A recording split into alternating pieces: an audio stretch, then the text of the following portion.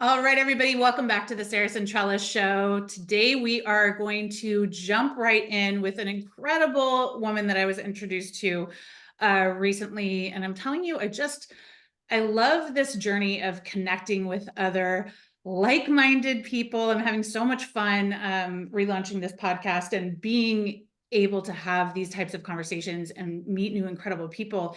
And my guest today is no exception to that. Anniston is one of the top transformational coaches out there. She's been recognized by Yahoo and Bloomberg. Yahoo actually named her as one of the top 11 female entrepreneurs to watch for 2021. You have an incredible background in corporate sales and marketing, and then also as an entrepreneur. So we're going to really kind of go down both of those lanes a little bit because as most of my audience knows, I do both. I have the corporate coaching company and then am an entrepreneur as well. So I'm really excited to jump into that. Welcome to the show, Anniston Blair Ratkins. Thank you so much. I am so excited to be here, Sarah. And as you said, we met recently, but it was one of those conversations. Like, I feel like I've known you for a really long time, and it was very easy to find those common threads between us. And so I've really been looking forward to this conversation. I know, so have I. And I just want to, for the listeners out there, networking is so critical to anything that we do. And I think there's so many people out there who are like, man, I don't have a crew. I don't have like-minded people. I'm doing this all alone. And I just want to shout out our mutual friend, Justin Shank, who is the originator of how you and I are here today. God, I love Justin. He's been on my show twice. I've been on his show. So listeners, go look him up if you're not already following. But so he was like, you have to meet this amazing guy. His name is Rudy, and he is your husband. So this is just so everybody knows kind of how important those relationships are, because I was on your podcast and met your husband. Your husband's like, I think you and my wife would be amazing together. So here we are. And that's just a little thread. I think it's important for people to know, like, you really can grow your network, but have the conversations, and this came about because we had a conversation like, hey, how can I help you? How can I help you? What can we do? And so we're here to pour into everybody else. So isn't that crazy how everything's always connected? It is crazy, and there's no accidents. There's never any accidents. And my experience, I'm sure yours is the same, has been my forward movement has been one connection after another. Yeah. And I think you realize that we're all meant to collaborate and do things together. Not one of us is great and amazing at everything. And I think that just being in rooms with people that are like-minded and asking that really important question, like you said, it's such a simple question, but it can lead to the most amazing things. And just be willing to give, be willing to like pour into other people, and it will come back to you. It always does. Absolutely. And it feels so good too. It feels so good to give. It feels so good to have that mutual, respect for each other. And it was something, honestly, that I was really missing in the last 2 years, not having the podcast. I really didn't even understand how much I kind of backed myself into a solo corner almost. And being able to connect with you and your husband and just have those like-minded conversations has been really amazing. So I want to jump into a lot of the incredible work that you do now. But before we get there on this show, I love to know the backstory. I love to know a little bit about you and your journey, and how you got to where you're at today. I mean, you've been vice president on the corporate side. Like I said, you have an incredible university where you're coaching and you're teaching coaches and leading high performance leaders, but everyone starts somewhere and it's usually not there. So can you give us a little bit of a backstory on you so we can get to know you a little bit more? Sure. So for me, I think it'd be good to start in my early 20s. I've always been a seeker. Grew up in a really religious household. And when I went to college, I started asking big questions, and just, I was always very curious, and some things didn't, I wanted to delve deeper and really figure out what I believed and who I was. And I think that was where it was coming from, was I didn't really know who I was before then. I didn't know what I was good at. And in my opinion, I wasn't good at anything at that point. I didn't have a lot of self-confidence. And so I found a lot of comfort in learning and just seeking and trying to absorb a lot of information. And so I took that, forward all through my 20s. And then in my early 30s, when I met Rudy, we are definitely soulmates. Him and I, we met each other, and it was one of those stories you hear where it's like love at first sight, but it wasn't even, it was more than that. It was just a knowing at first sight. And we were engaged 3 months after that and married 3 months after that. And it really started something for me, because he was the first person who could really see me, like in a way that I had never been able to see myself. And he would see these strengths in me and see, I know you're so powerful, but I was playing so small in my own life. And it was then that I decided, you know what, like my love and my passion for learning and learning all things spirituality and learning about personal development, like I really want to, this is what I want to do with my life. I want to coach. I want to give it back. Now, at that point, I was very much in corporate America in a job, and as was Rudy. And we just, we didn't really know how to move from that into doing what, this is where I think everyone gets to that crux of like, okay, now I know what I want to do. I know my passion. And then what does it look how like? am I actually going to do it? Like, how do I make the leap? And so we actually decided, you know what? Well, we don't really know how we're going to do that just yet. We both had paychecks that we were relying on. We had 2 very small kids at the time. So we decided, you know what? Let's just like advertise a meetup. And this is back when meetups were like a big thing. Yeah. And, just invite total strangers to our house and let's just see if they want to come and be coached. And sure enough, the first one we did, there was like 2 people that showed up. And then the next one, there was like 4 people that showed up. And then the next one, it was so scary because, neither Rudy or I had ever really just coached, especially not in a group setting. And it was really challenging, not only our own confidence and our ability to create a transformation for people, but just being courageous enough to show up. And we wound up doing 56 of those meetups over of 3 years. We never charged a dime. Not once did we charge, and not because we didn't feel like we were worthy. I mean, in the beginning, definitely we did not feel worthy to charge, but we need to figure it out a little bit. we needed to figure it out. But eventually, we had a nice big crowd that we had about 150 people that were part of our meetup, and sometimes we'd have a lot, sometimes we have a little bit, but what we gained from that time was worth way more than we could have ever charged for that. And just knowing that, okay, this is what we're meant to do. And yet we still, every time we would try to get out of corporate America, we would both get sucked back in, like another job opportunity would come. And at that point, we had always had kept things very separate, especially me. I did not feel comfortable I was at a high level position at the time. And I thought I was pretty sure that I would be fired if people knew what I was doing. Outside of Oh my God. I remember that feeling. Yeah. Oh my gosh. Like I was like, church and state. It was like, what happens after work at home? I'm meditating and I'm writing and I'm, transforming people's lives. Like they had no idea of that side of me. And then I would come into work and be very professional and buttoned up and, really didn't speak about those things that really made me me and made me really passionate. And because of that, I think I had a hard time connecting. And while I was really good at my job, at no point, in my opinion, was I shining. You know what I mean? Like I wasn't just like on fire and people were, because there was always, I had 1 foot, 1 out, like 1 foot in, 1 foot out. And it's impossible to fully show up when you're that way. Right. 100%. It's like writing. So I couldn't fully show up in my spiritual mission, right? Because 1 foot, 1 foot there. And then I couldn't fully show up at work. And I was just, eventually it started to cause a lot of stress and anxiety. And I was so unhappy. And I was like, oh, I just got to get out of here. When I leave this job, I'm going to start doing this. When I leave this job, I'll be happy. And then, what, one day as fate would have it, they brought Rudy in to the company I was working in. And they were bringing him in a full-time position. He didn't want to take it, but it kept coming to him and kept coming to him. And so he said, I think I'm supposed to do this. And it wasn't going to be for very long. But when he came into the company, I warned him, I was like, Rudy, you're going to need to filter some of who you are, because they're Right. just not prepared. I mean, this is Yeah. very corporate. And he was like, I'm not filtering anything. He's like, Yeah. He's like, they if hired they me don't for like me, me. Yeah. like, forget about it. Yeah. If they don't like me, then I'll move on and go do something else. And I'm like, oh geez, this could be bad.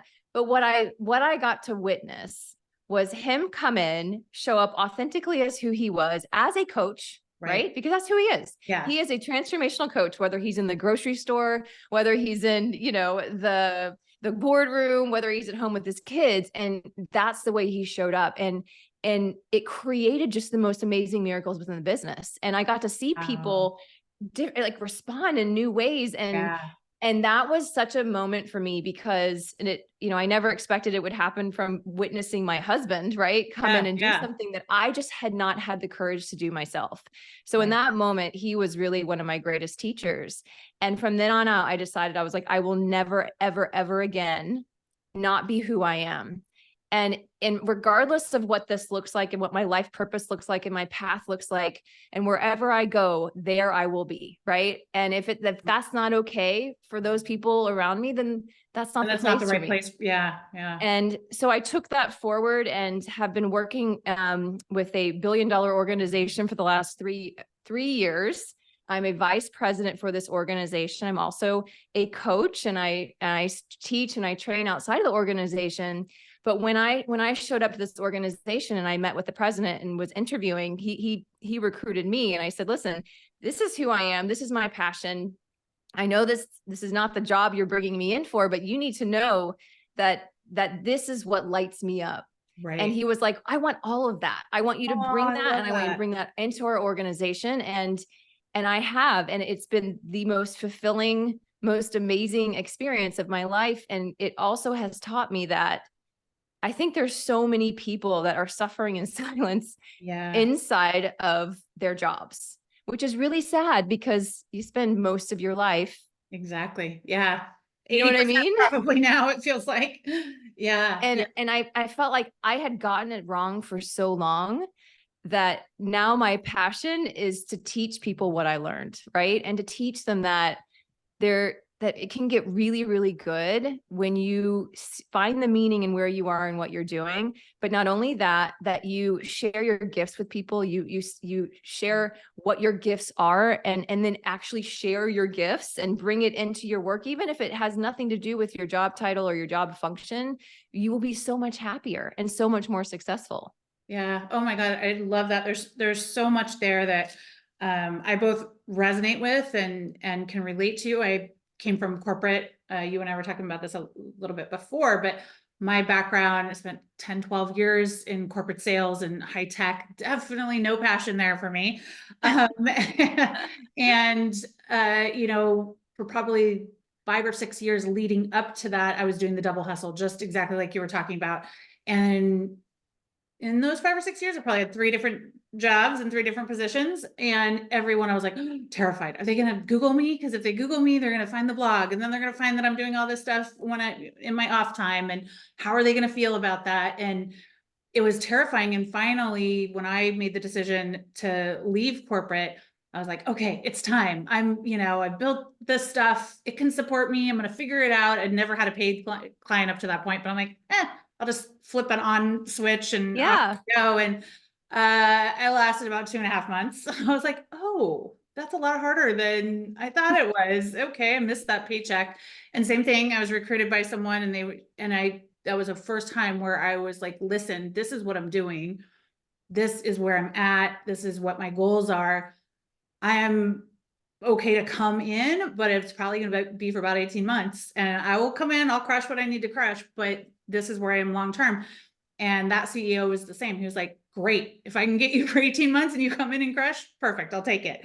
And then that just lit a fire under me to build the business so that it could support me after that. And I think like telling that story is so important, because every single day I am talking to women who are, and men, but a lot of women who are like, man, I don't love this career that I'm in. I don't love Yeah. this job, or it's so stressful and I feel so trapped. I feel like there's nothing else I can do.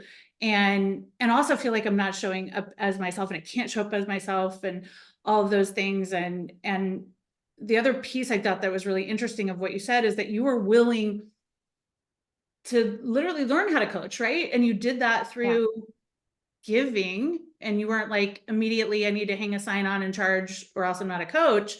You're Yes. out there for 3 years learning kind of what your methods are, what you're coaching, seeing if it's working, Yep. and all of those things. Like, had you not done that, do you think you'd be able to be in the position that you're in right now and feel as confident as you are right now?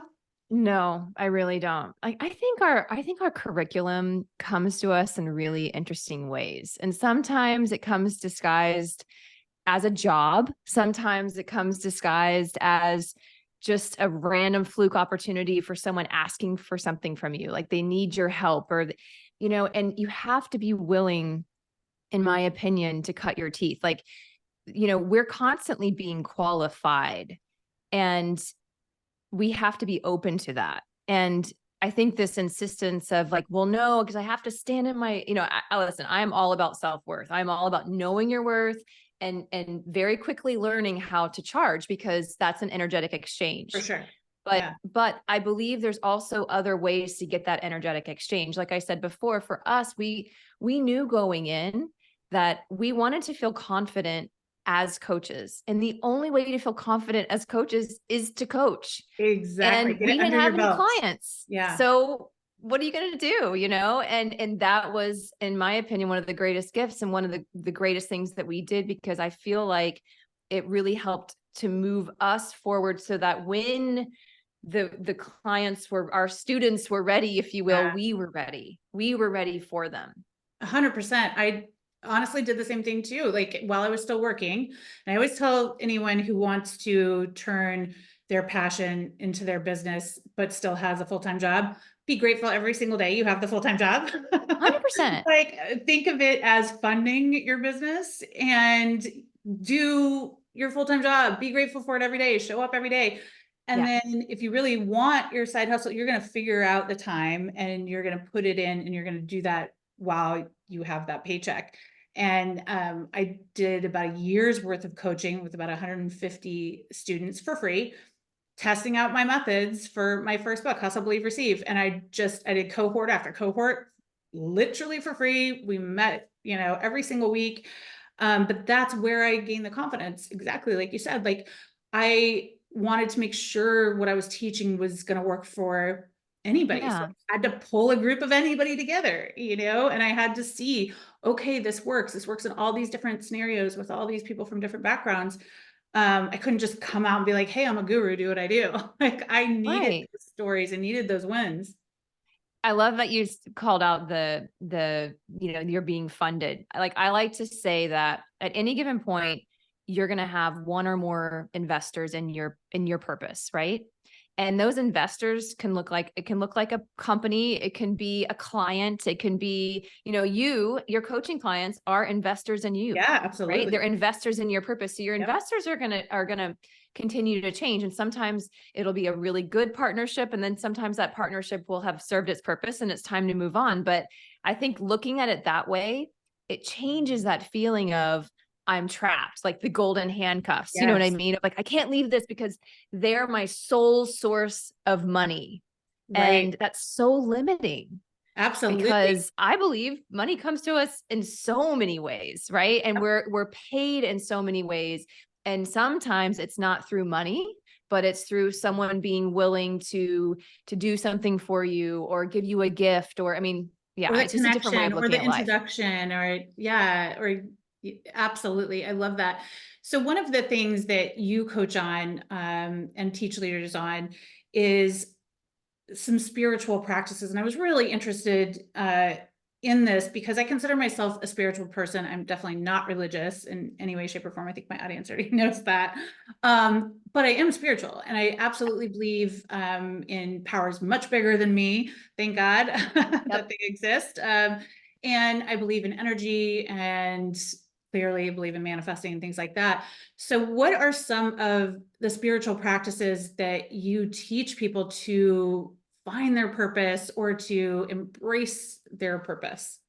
Yeah. It's interesting. I'm very spiritual too. I'm not, I don't identify as being religious, But because of that, actually, it's made it a lot easier for me to do what I do within corporate America.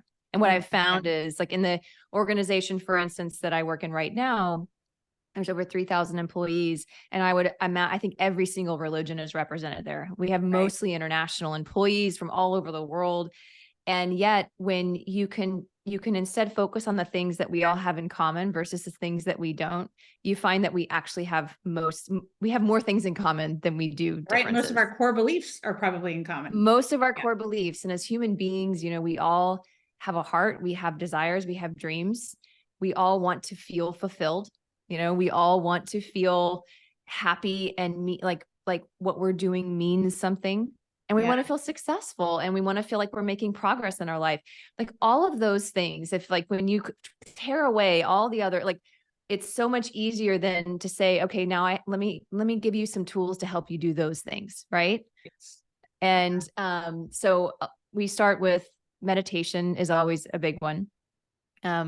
Some people prefer just to call it mental rehearsal, but it's meditation. Call it what you want. Yeah, meditation has changed my life. I mean, I'll call it whatever I need to based on what room I'm in. But, and really just allowing people, I think, teaching people the importance of, before you walk into your place of work, or you start your work, if you're working remotely, everyone's situation is different these days, but that it's really just having a little bit of time for yourself. It's kind of having your morning meeting, like the most important meeting before you have the first morning meeting, which is with yourself, and really just deciding, what do I want this day to be? So I teach a lot about meditation, a lot about intention, and being really intentional about, what you want your day to be. And I teach a lot of neuroscience behind intention, because I think when people understand, the why behind something, and they understand, not only just from a conceptual, but also from a scientific perspective, then they're much more likely to actually do it.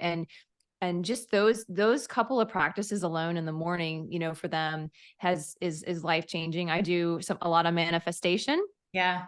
And then one of my absolute favorite trainings is really about really discovering and embodying, like purpose embodiment, and what that looks like. Because I think we talk a lot about, I want to find my purpose. And then when I find my purpose, okay, then now what? Like now it's going to be perfect, right? Now life is just going to, because I know what I'm here for, I'm right? going to be famous. I'm going to be a millionaire, and I'm going to impact the world on a global scale. It's like, okay.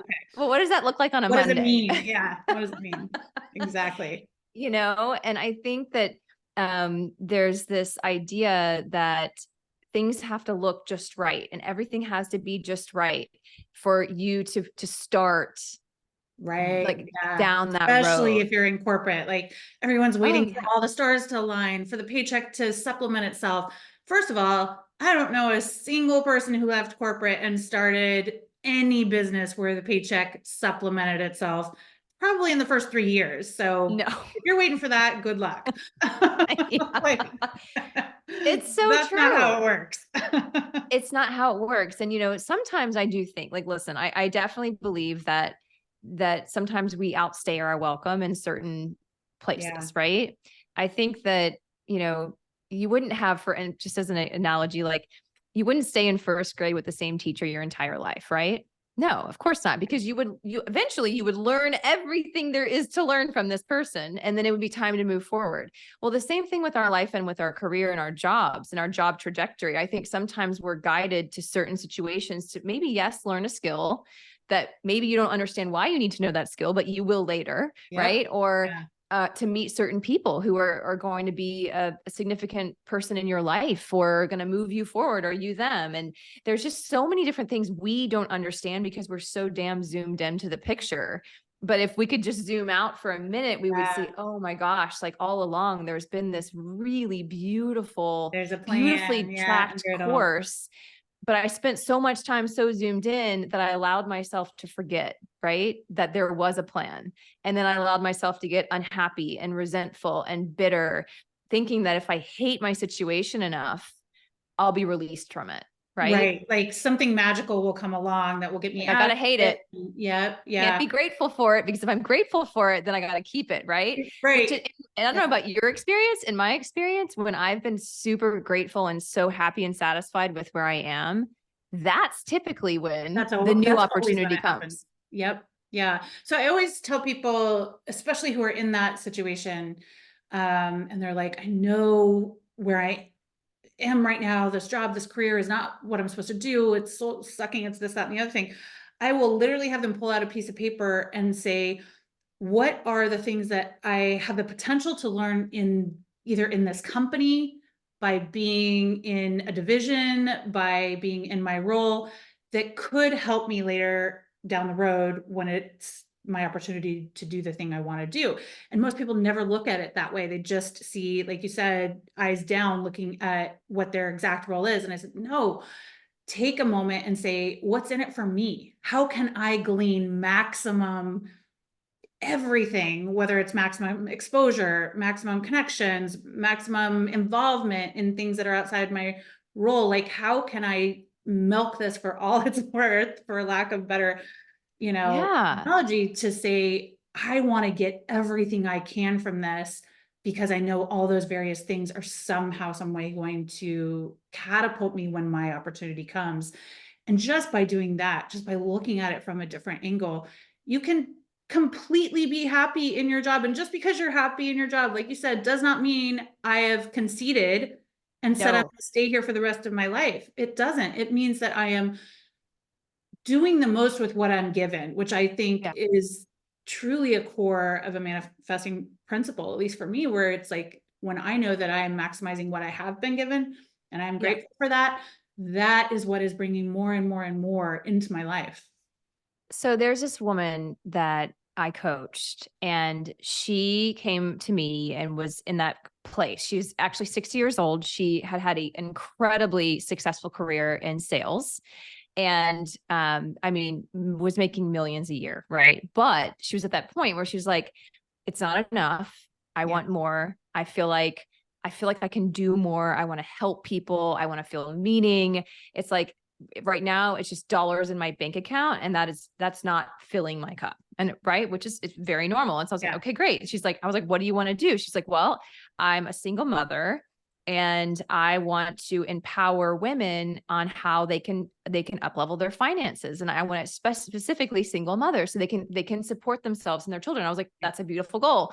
I was like, so she's like, I want to be a speaker and I want to write. I was like, great. How are you doing those things right now? And she was like, Absolutely. well, I'm not. And I I'm was like, waiting are until I you don't have a job to do that. Yeah. right? Right. I was like, are you making time to write? And she was like, well, no. And so we talked through that. And I was like, well, how about speaking? And she said, well, no, because I need to get a stage. I need to meet an agent or something who can get me on a stage. Maybe when I write a book, then I'll get on a stage. And Yeah. I was like, or you could just start now. Like, Absolutely. I think I was like, what would it look like for you to start showing up at work and to start talking to your colleagues about some of these things? I was like, because I would imagine that within your organization, there are some people, some women who could use what you have, who could learn from you. I was like, but they'll never know and never have the opportunity if you don't show them who you are. So I challenged her, and she set up a happy hour with all of Oh, I these women. love that. So she scheduled a happy hour. She was completely terrified, but she scheduled a happy hour. And at that happy hour, she got up and shared part of her story.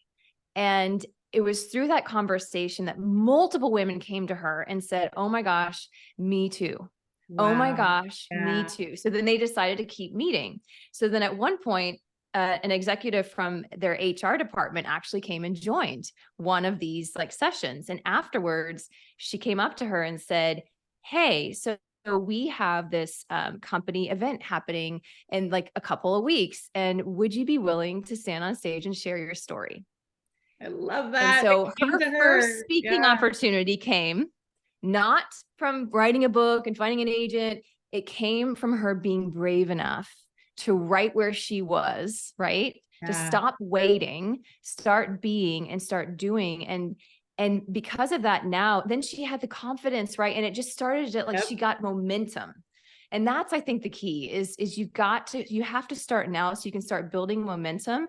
And then opportunities and doorways are going to open up for you. They will. Absolutely. And I always think, like, why wouldn't you want to start when there's less pressure, right? Mhm. Why wouldn't you want to start where it doesn't have to support your life and your livelihood? That that's a whole Yes. different situation, right? So if you can start now, you're starting from a place of pure just ease in a way, no matter if you're terrified, no matter if you've never done it. I mean, that's going to exist regardless, but the pressure isn't going to be on it, right? And you Yeah. can learn in these little environments and continue to get better and continue to grow and also get feedback and change and Yeah. get better and all of those things. And if you're waiting until, oh, I'm going to turn a light on, like I did, like, okay, I'm going to be a coach now, like it just is not going to work that way and you're not going to be successful. So I think starting in the place where you're at right now is so key. I always say, get ready to be ready. Whatever your Yeah. goals are, you should be getting ready for that today. And Yeah. there's ways that you can get better at every single thing you want to do, even if you don't have that audience or you don't have the outlet yet. There's a million ways you can be doing the thing and get Yeah. better at the thing and, sharing your gifts with the world right now. And I know you wrote a book on that or part of that a little bit. Can you talk about kind of some of your practices or tips on how we do that, how we step into that Sure. purpose right where we're at right now? Sure. So I think this is really that purpose embodiment piece, right? And I think sometimes we forget to really to lean on and learn from others on how to do that, because I feel like I had to fumble my way a little bit through, and this is why this is something I'm really passionate about. So in terms of once you know your purpose and you're like, all right, I'm ready to start living this purpose, start showing up in this way, start sharing my gifts, which in my opinion, I think when you start to share your passions, gift, that's your purpose, right? That's what you're meant to do. And how you do it and what it looks like will change as you move forward, right? The vehicle with which you express your purpose is going to morph and change. Your purpose is this ever evolving target. It is not a job title. I'll Thank repeat that. It you is for not a saying all job of that. title.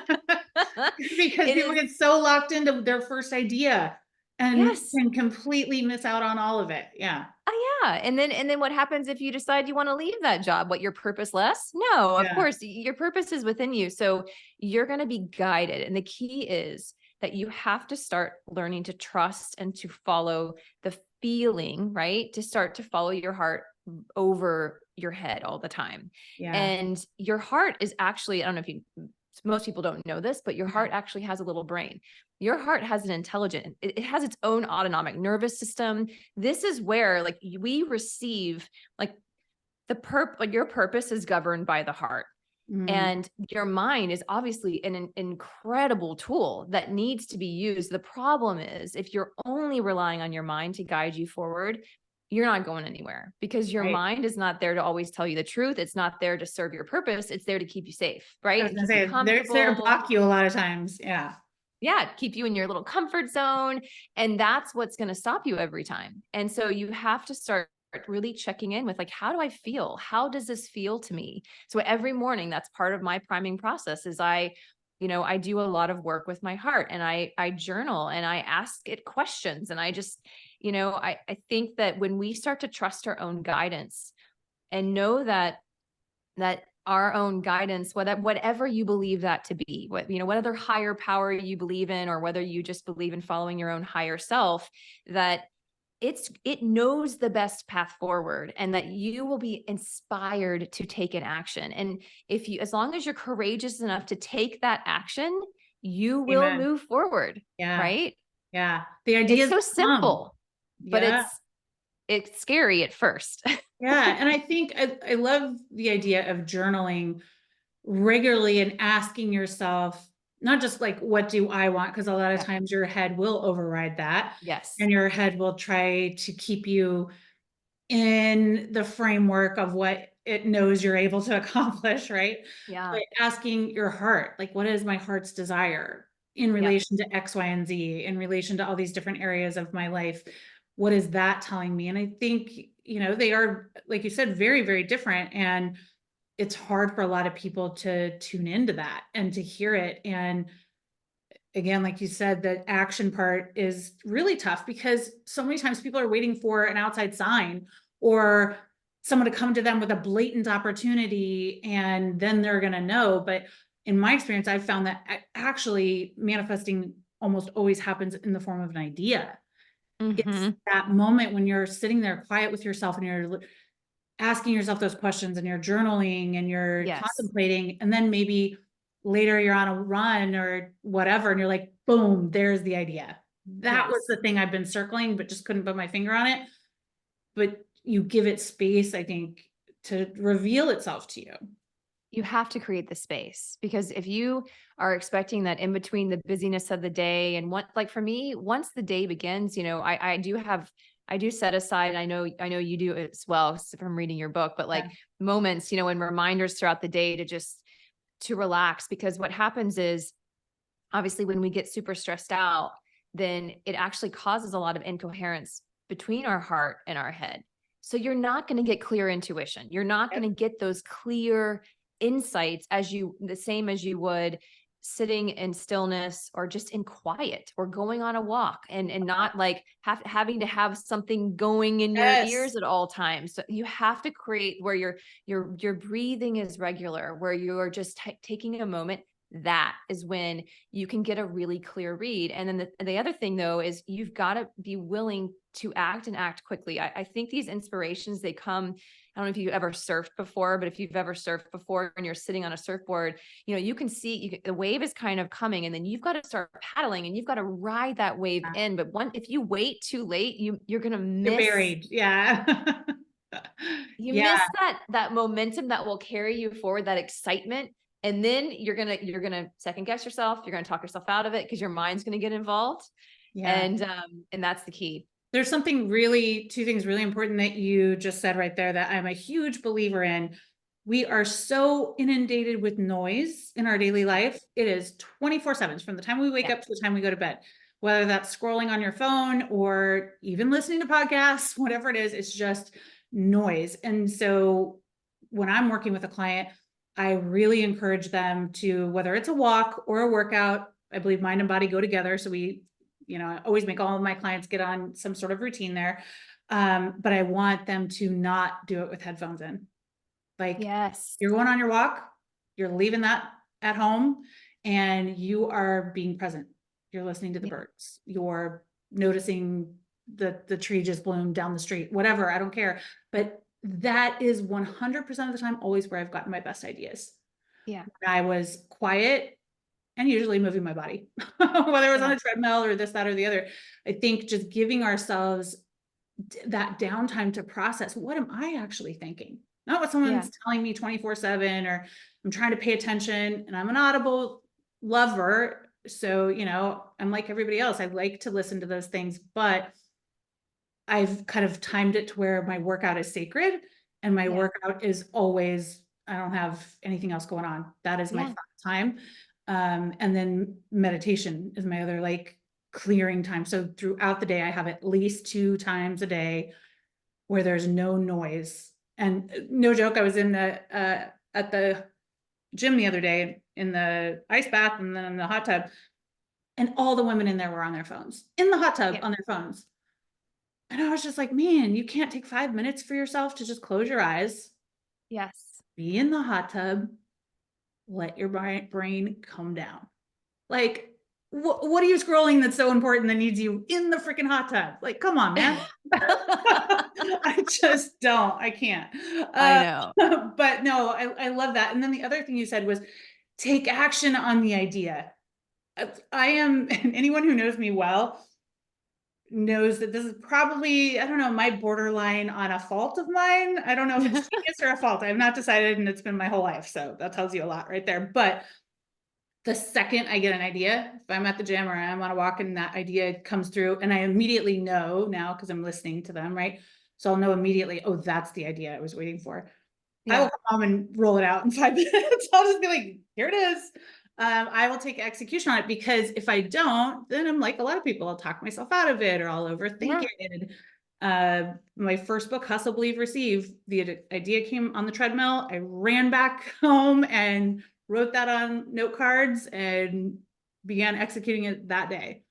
Same. The Gotta book do it. that I've just written now, same. I usually get mine in a meditation, and I'll get in like full download style. So I have to have like a notebook or something really close. Like afterwards, I can just write it all out. Yep. And then I just had, you have to it doesn't mean you have to like finish it or bring it to completion, but you've got to anchor it, right? You've got to take some action to anchor it. And then one of the other things that I would say is really important for embodiment, and something that you obviously teach and you do so well. And that is, I think, getting really, really clear and comfortable and confident in your ability to manifest. Because when you know that you can, right? When you not just like you think you can and you know other people can, but you have this belief, right? That you have this ability to call in and to create, then it takes those fears, those same fears that would keep you, staying in a situation too long or keep you playing small. Like it takes those out of the equation so that your life, it just opens up. Like it really does. And it allows you to relax where you are, because you know that you have the ability to create something different. You're not stuck. You never were. You're not a victim, And so I have to say, I ordered your book. She didn't tell me to do this, but No, I freaking love it. I've been reading it every morning. Oh, and so I love it. But I haven't gotten too far into it. I'm an avid reader. I read like probably a book a week. One day I'll have a book club, and this will be one of the books. There you go. Because I love it. what I love, Sarah, is that I feel like you're sitting on the couch next to me and we're having a conversation. That's what it feels like when I'm reading your words. That's what everyone says. They were like, oh, I always want to know what it would be like to like hang out with you. Now I know, especially that book, All the Things I Wish I Knew. It's just really so very good. vulnerable. Like it's so, even if you have like 5 minutes in the car just to like read something, you're going to get inspired. You're going to get like a nugget of wisdom. But anyways, I love your writing. I love the energy of your book. It's the same energy that you are now on this podcast. And anyways, I just think, I think what you're teaching people is so, so important. And I think sometimes because manifestation, that word has been thrown around so much, and you know what I mean? That we forget just how sacred it is. It's a sacred gift that we all have. And that gift requires honing. It requires practice. It requires just like any other superpower, I think that we have, our natural gift, that just because you know a little, like the more you know about it, the more comfortable you're going to be with it. And then you'll start to stack evidence, and you'll know that as you get these ideas that seem a little crazy, because they will be, they're going to scare the hell out of you. You'll know that one. I have a tool. I have a tool. I'm able to create. I can create this. I just have to be willing to take action. And so I love it so much. And I cannot wait for your book to come out. And there's still so much I think we could, dive into. First and foremost, I love that you're taking these ideas, these concepts, this coaching, and mixing it in the corporate world, and that there are companies out there who are embracing that, who are loving that, who are giving tools like this to their employees. I just think it is the absolute next generation of where corporate is going. And agreed. I love it. So keep empowering, keep teaching us all of this amazing stuff, and everybody go out there and follow. And where's the best place for them to connect with you and learn more about everything that you do? Sure. I'm at Instagram at Anniston Riekstins, or Rudy and I have our podcast, the InPowered Life Podcast, InPowered. InPowered Life Podcast is a great place to just, get to know us a little bit better. And but thank you so much, Sarah. This has been amazing. I've loved every minute of it. Thank you for sharing all of your wisdom today. And everybody, let us know. Go comment on the post and share it. We'd love to hear your thoughts and feedback. And until next time, get out there and hustle and thrive.